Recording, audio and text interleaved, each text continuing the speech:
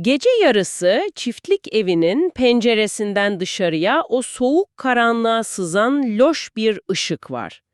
Dışarıda nefeslerini bile tutmamaya çalışarak gizlice içeriği izleyen bir grup hayvan duruyor. Sessizce cama yaklaşıyorlar. Gözlerinin önünde masanın etrafında toplanmış domuzlar ve insanlar var. Birlikte iskambil oynuyorlar. Kadehlerini tokuşturup içki içiyorlar. Masada aniden şiddetli bir kavga kopuyor. Maça ası yüzünden herkes birbirine bağırıyor, yüzler geriliyor. Dışarıdaki hayvanlar karanlığın içinden o yüzlere bakıyor. Bakışlarını bir domuzdan alıp bir insana, bir insandan alıp bir domuza çeviriyorlar. Ortada kan dondurucu bir gerçek var. Hangisinin insan, hangisinin domuz olduğunu ayırt etmek artık tamamen imkansız. George Orwell'in 1945'te yayımlanan Hayvan Çiftliği eseri tam olarak bu karanlık, bu dehşet verici noktada zirveye ulaşır. Bu feci tabloya gelmeden önce olayların en başına dönmemiz gerekiyor. Henüz Beylik Çiftliği adını taşıyan o eski günlere. Bay Jones'un sömürüsü altındaki o içler acısı düzende her şey çok farklı başlamıştı. Bay Jones sürekli sarhoş gezen, hayvanlarını aç bırakan acımasız bir figür. Onlara sadece ölmeyecekleri kadar yiyecek verip bütün emeklerini sömürüyor. Ahırdaki koku, o boş yemlikler, çaresizlik. Bu çürümüş düzenin ortasında çiftliğin en yaşlı domuzu Koca Reis tüm hayvanları gizli bir toplantıya çağırıyor. Onlara gördüğü o muazzam rüyayı anlatıyor. İnsanların olmadığı, hayvanların kendi ürettiklerine sahip çıktığı o yeşil kırların rüyası bu. Koca Reis'in o gece kurduğu şu cümle, yaklaşan büyük fırtınanın en net habercisi. Şöyle diyor, İnsan üretmeden tüketen tek yaratıktır. Süt vermez, yumurtlamaz ama yine de bütün hayvanların hakimidir. Bu sözler ahırdaki her bir hayvanın zihninde yıllarca biriken öfkeyi örgütlü bir devrim ateşine dönüştürüyor. Koca Reis karakterinin burada üstlendiği rol, Karl Marx ve kısmen Vladimir Lenin'in tarihsel figürlerinin doğrudan bir yansıması. Devrimin kuramsal temellerini atıyor. Sömürüsüz bir dünya hayali kuran teorisyen aklı temsil ediyor aslında. Topluma bir ütopya sunuyor. O ütopyanın nasıl korunacağına dair kurumsal bir çerçeve bırakmadan hayata veda ediyor. İşçi sınıfının emeğinin nasıl gasp edildiğini açıklayan teorinin son derece yalınlaştırılmış hali bu. Aklıma takılan bir çelişki var. Bir İngiliz yazar bir İngiliz çiftliğinde neden bir Rus devrimini anlatır? Bu sadece uzaktan izlenen bir tarihsel sürecin eleştirisi gibi durmuyor. İçinde çok daha kişisel, çok daha kanlı bir tecrübe seziyorum. George Orwell, asıl adıyla Eric Arthur Blair, emperyalizmin ve baskının ne demek olduğunu kendi hayatında en acı şekilde tecrübe etmiş biri. Gençliğinde Hindistan İmparatorluk Polisi olarak Burma'da görev yapıyor. Emperyalizmin yerel halkı nasıl ezdiğini bizzat uygulayıcı bir rolde görüyor, bundan tiksinip polislikten istifa ediyor. Asıl kırılma noktası 1936 yılındaki İspanya İç Savaşı. Orwell, faşizme karşı savaşmak için İspanya'ya gidiyor ve Marksist İşçi Partisi saflarına katılıyor. Kendi idealleri uğruna cepheye gidiyor. Orada cephede savaşırken kendi yoldaşlarının İhanete uğramasını izliyor. Moskova güdümlü güçlerin faşistlerle savaşmaktan ziyade kendi işlerindeki bağımsız devrimcileri nasıl vahşice tasfiye ettiğine kendi gözleriyle tanık oluyor. bir devrimin gücü eline geçiren bir bürokrasi tarafından nasıl yozlaşmış bir diktatörlüğe dönüştüğünü, o kanlı siperlerde öğrendiği bu acı gerçeği de o ahırın duvarlarına yansıtıyor. Hayvanlar, Koca Reis'in ölümünden kısa bir süre sonra o büyük isyanı gerçekleştiriyorlar. Bay Jones çiftlikten kovuluyor. İnsanlara ait olan kırbaçlar, gemler, zincirler ateşe atılıyor. O ateşin etrafında coşkuyla dans ediyorlar, çiftliğin adı görkemli bir şekilde hayvan çiftliği olarak değiştiriliyor. Duvara eşitliği savunan 7 emir yazılıyor. Ortada saf bir özgürlük hissi var. Ama bu coşku uzun sürmeyecek. Devrimin başarılı olması, eşitliğin ve adaletin sağlanacağı anlamına gelmez. Eski iktidarın yıkıldığı an, yeni bir iktidar boşluğu doğar. Çiftlikte okuma yazmayı en hızlı öğrenen domuzlar doğal bir liderlik rolü üstleniyorlar. İktidarın doğasındaki o amansız çekişme başlıyor. Karşımızda devrimin iki önemli figürü var. Snowball ve Napolyon. Snowball ile Napolyon arasındaki o gerilim sistemin nasıl çökeceğinin ilk sinyali. Snowball'u günümüzden bir örnekle düşünürsek, vizyoner bir teknoloji şirketi kurucusuna benzetebiliriz. İdealist sürekli yeni projeler üretiyor, çiftliği kalkındırmak için devasa bir yel değirmeni projesi öne sürüyor. Tarihsel olarak bu, Sovyet sanayileşme hamlelerini ve Leon Troçki'nin entelektüel vizyonunu temsil ediyor. Toplumu ileriye taşımak isteyen teorik bir zeka var karşımızda. Napolyon ise tamamen farklı bir profil. Napolyon projelerle ilgilenmiyor. O arka planda, gölgelerin içinde sessizce kendi gücünü inşa eden acımasız bir pragmatist. Snowball geleceği anlatırken Napolyon'un bambaşka bir ajandası var. Napolyon'un pragmatizmi, şiddet tekelini eline almasıyla gerçek yüzünü gösteriyor. Snowball, yel değirmeni projesini coşkulu bir kalabalığa anlatırken, o korkunç olay yaşanıyor. Evremin hemen ardından annelerinden koparıp gizlice yetiştirdiği o 9 vahşi köpeği Snowball'un üzerine salıyor. Bu köpekler, Sovyet Gizli Servisi, KGB'yi, devlet terörünün ta kendisini simgeliyor. Demokratik tartışmanın ve müzakerenin sonunu getiren saldırı bu. Snowball o keskin dişlerden kıl payı kurtulup çiftlikten kaçıyor. Arkasına bile bakmadan o çitleri aşıyor. O saniyeden itibaren hayvan çiftliğinde meclisler ve fikir özgürlüğü rafa kaldırılıyor, iktidar haklılık üzerinden değil, korku ve kaba kuvvet üzerinden işlemeye başlıyor. Napolyon devrimi gasp eden totaliter bir diktatör olarak tahtına oturuyor. Stalin'in tarihsel figürüyle birebir örtüşüyor. Şunu anlamakta zorlanıyorum. Devrimi ilk yaptıklarında ellerinde silah olan insanları çiftlikten kovdular. Karşılarında sadece birkaç domuz ve 9 köpek var şu an. Atlar, inekler, sürüler dolusu koyun, sayıca domuzlardan kat be kat fazlalar. Neden boyun eğiyorlar? Bu pek mantıklı gelmiyor. Fiziksel olarak o rejimi saniyeler içinde yıkabilirler. Orwell burada kas gücünü aşan çok daha korkunç bir mekanizmayı haritalandırıyor. Kitle psikolojisini. Toplumun farklı kesimlerinin güce nasıl boyun eğdiğini karakterlere bölerek anlatıyor. Mesela Clover adındaki kısrağı düşünelim, işlerin ters gittiğini hisseden ama bunu dile getiremeyen o anaç karakter. Edilgen işçi sınıfını simgeliyor Clover. Rejimin baskılarına içten içe üzülüyor, eski günleri özlüyor. Olan biteni eleştirecek kelime dağarcığından yoksun olduğu için sürekli sessiz kalıyor. Bir de Molly adındaki beyaz kısrak var. Molly tamamen başka bir dünyada yaşıyor. Onun derdi devrim veya eşitlik değil. Burjuvazinin vücut bulmuş hali. Eski düzenin ona sunduğu kesme şekerler ve yelesine taktığı kurdelelerin peşinde koşuyor. Konforunu kaybettiğini anladığı an özgürlük mücadelesini terk edip çiftlikten kaçıyor.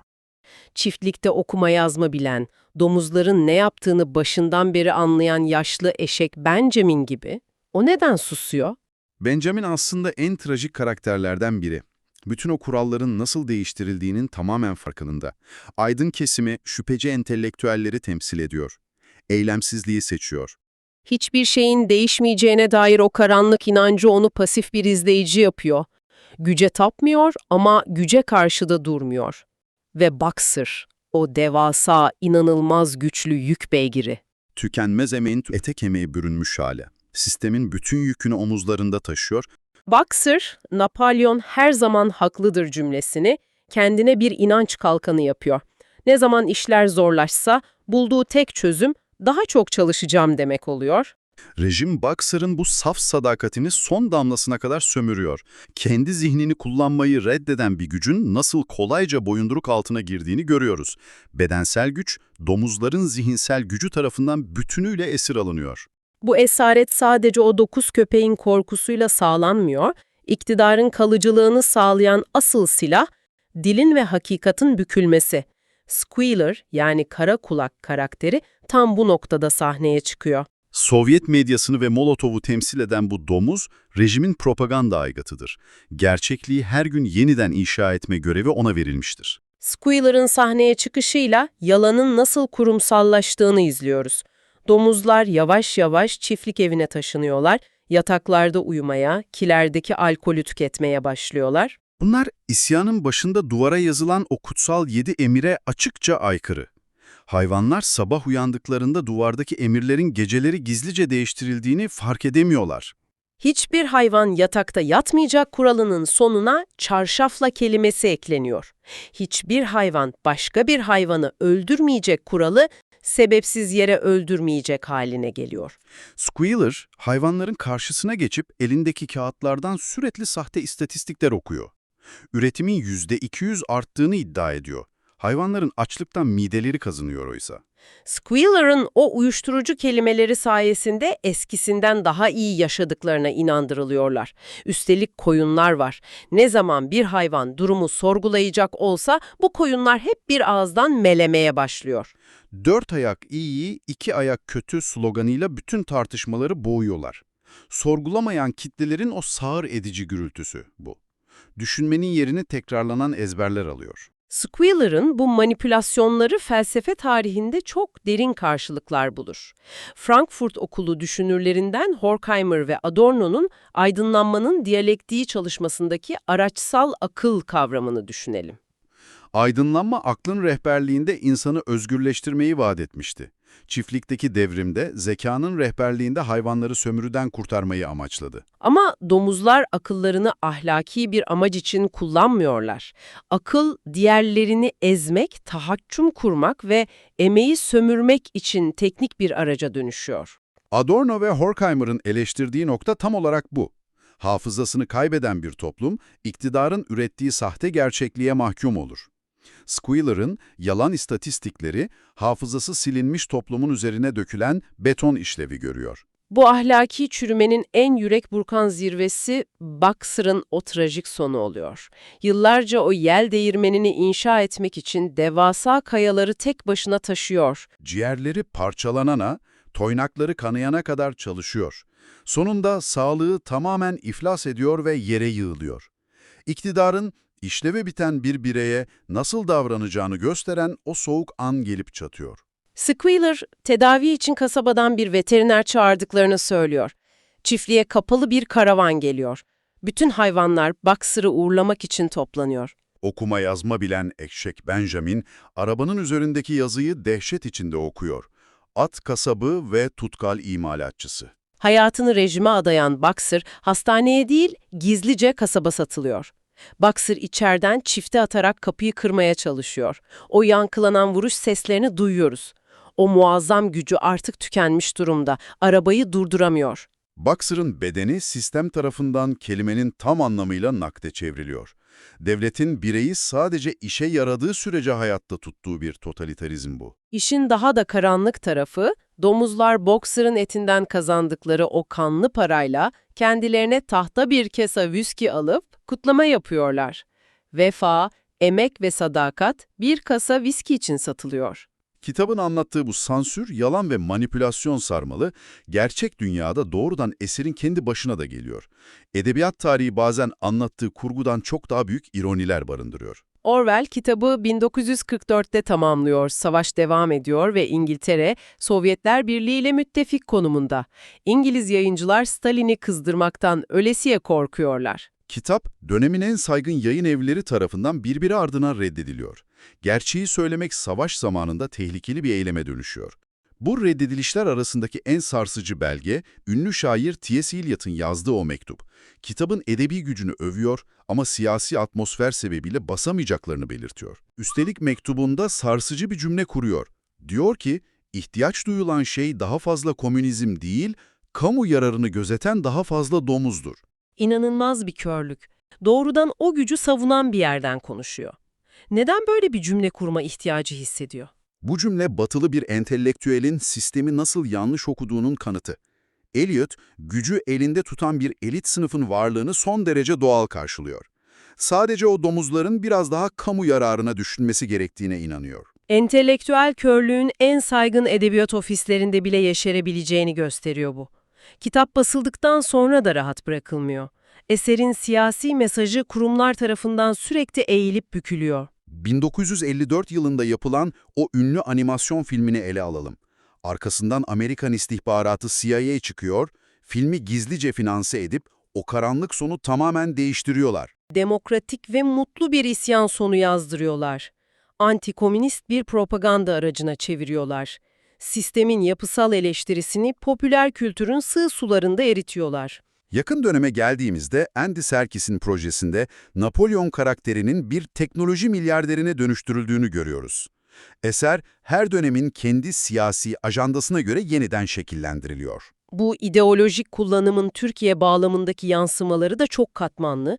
Orada da benzer bir müdahale var. Kitabın 1954 yılındaki ilk Türkçe çevirisi Halide Edip Adıvar tarafından yapılıyor. Soğuk Savaş yıllarında Türkiye'nin Batı bloğuna entegre olma çabası içinde okullarda anti-komünist bir propaganda aracı olarak konumlandırılıyor. Eserin o iki ucu keskin kılıcı tek taraflı bir silaha dönüştürülüyor. Bu noktada Türk edebiyatından şaşırtıcı bir paralelliği anımsamak gerekiyor. Sabahattin Ali'nin 1946 tarihli Koyun Masalı eseri. Hayvan çiftliğiyle aynı dönemlerde bambaşka bir coğrafyada yazılmış bir masal. Muazzam bir alegorik akrabalık taşıyor. Sabahattin Ali de sürünün itaatkarlığını, korkunun nasıl örgütlendiğini anlatıyor. İki farklı coğrafyada iki farklı yazar, gücün doğasını evrensel bir düzlemde aynı noktadan yakalıyor.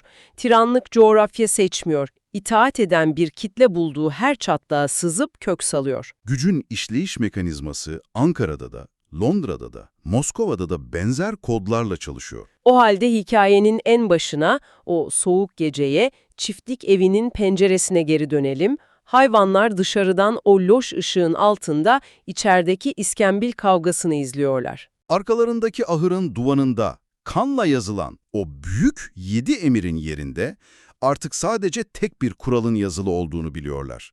Bütün hayvanlar eşittir ama bazıları daha eşittir. Devrimi yapan o domuzlar artık iki ayakla yürümeye başlamış durumdalar. Ellerinde şaklattıkları kırbaçlarla yıllar önce devirdikleri o zalim insanların tam bir kopyasına dönüştüler. Dinleyicilerin kendi hayatında yankılanması gereken o kışkırtıcı düşünce şudur. Hayvan çiftliği sadece 1917 Rusyası'nın eski bir masalı değil, bu modern insanın anatomisi. Birey düşünme sorumluluğundan kaçmayı seçerek kendi aklını bir otoriteye devrettiğinde kendi tiranını yaratmış olur. Zulme ses çıkarmayan her Clover, sorgulamadan sistemin yükünü çeken her Boxer, o ezen makineyi ayakta tutan birer dişliye dönüşür. Şüphe etmeyi bıraktığınız an, o pencerenin dışındaki karanlıkta durup içeride kimin oturduğunu ayırt edemeyen bir izleyici olmaya mahkumsunuz. Bir okur, bir kare, yaşayan kütüphane. Kitaplar burada ölmez.